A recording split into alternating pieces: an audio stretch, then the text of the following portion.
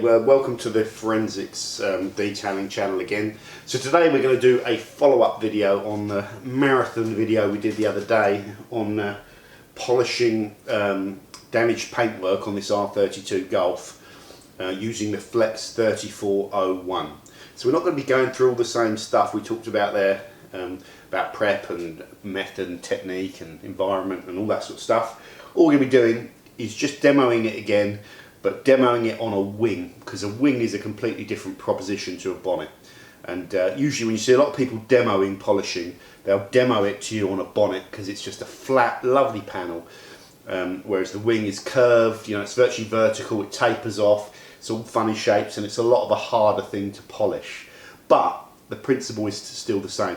So what we're going to do is set up all the light again, so we can first show you what we're dealing with in terms of a little a piece of paint correction we've got to do, and then we're going to go ahead and do that paint correction, and that's it. We'll try and keep it short as well. Okay guys, so I just wanted to show you the damage on this wing. So this is kind of very similar to what we had all over the car. Just get that lovely and clear, so you can see the light really shows you all that damage. And we were talking yesterday about why light is so important. Okay guys, so now I've just started the thing up. We're going to sort of just have to run with it in real time. So apologies for any kind of poor bits of sound and visual or whatever. Hopefully you've got a good focus there, touch wood. So here we are. Yesterday I noticed, oh, was it a couple of days ago when I was doing the bonnet, that I nearly was able to get all the damage out in one set. But I was actually taking two sets, which is going to significantly increase the amount of time it's going to take to do this car.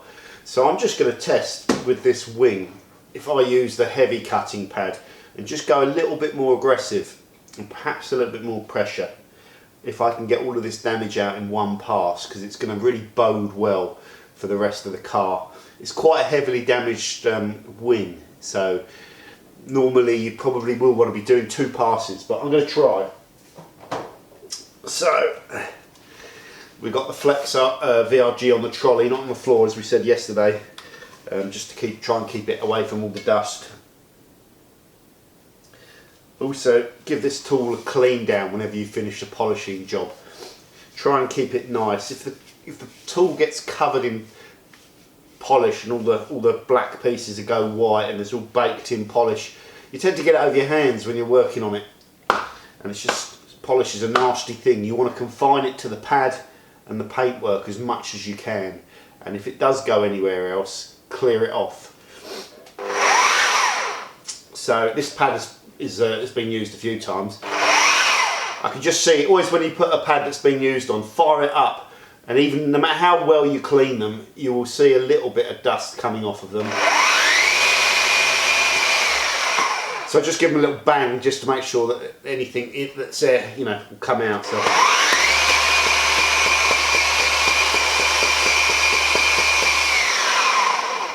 Which was a fair old bit in that one. But that's okay, that's good.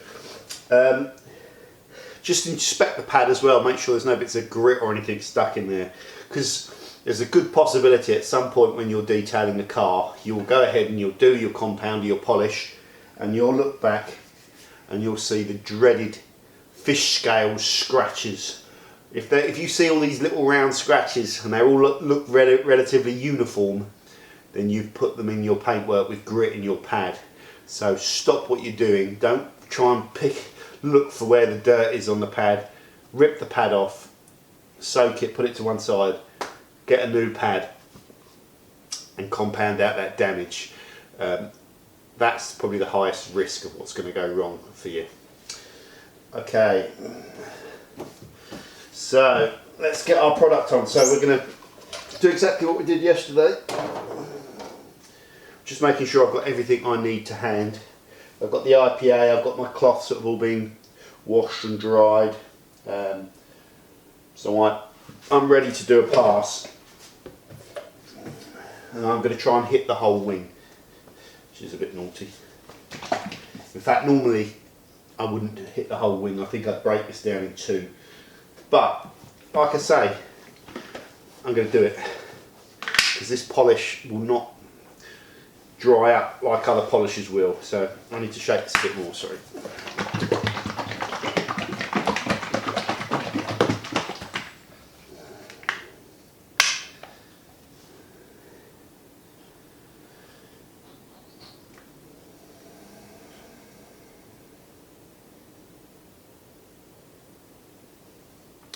Because we're dealing with a bone dry pad, I'm doing 4 dollops of product.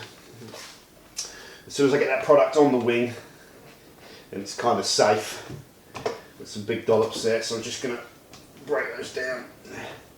Now at speed 1, we're going to work the product over all of the wing area that I can hit.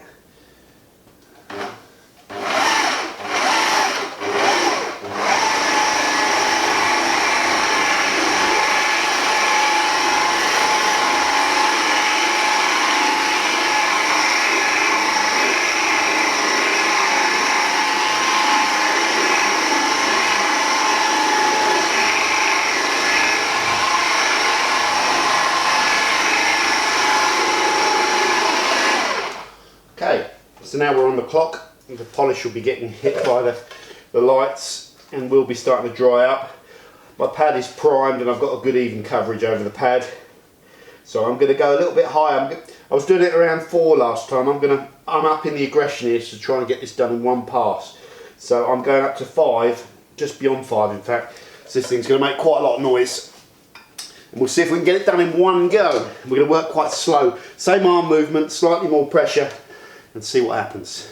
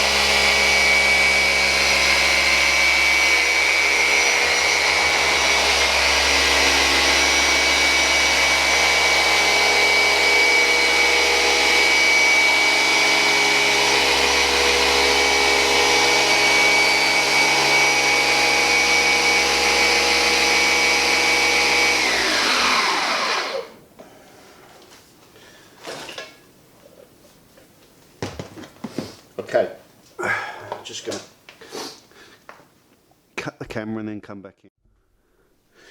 Okay, so what you saw there was working the product for a ridiculously long amount of time, and it still hasn't dried up.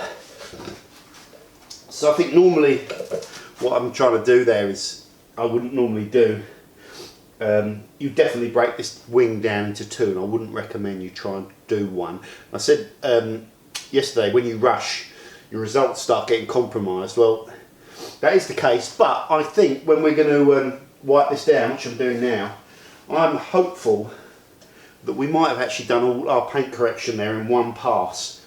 And that is down to two things really. The first thing, or three things. The first thing is the flex, tool is good at paint correction. If you're using it nice and slow, and your passes are slow.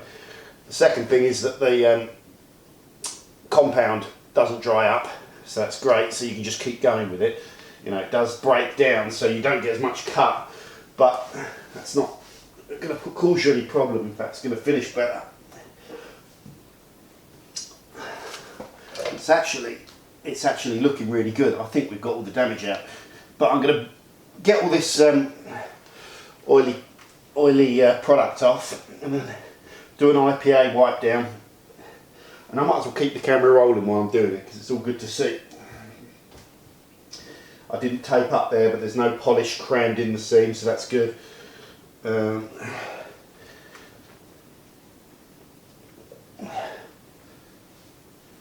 a little bit of IPA.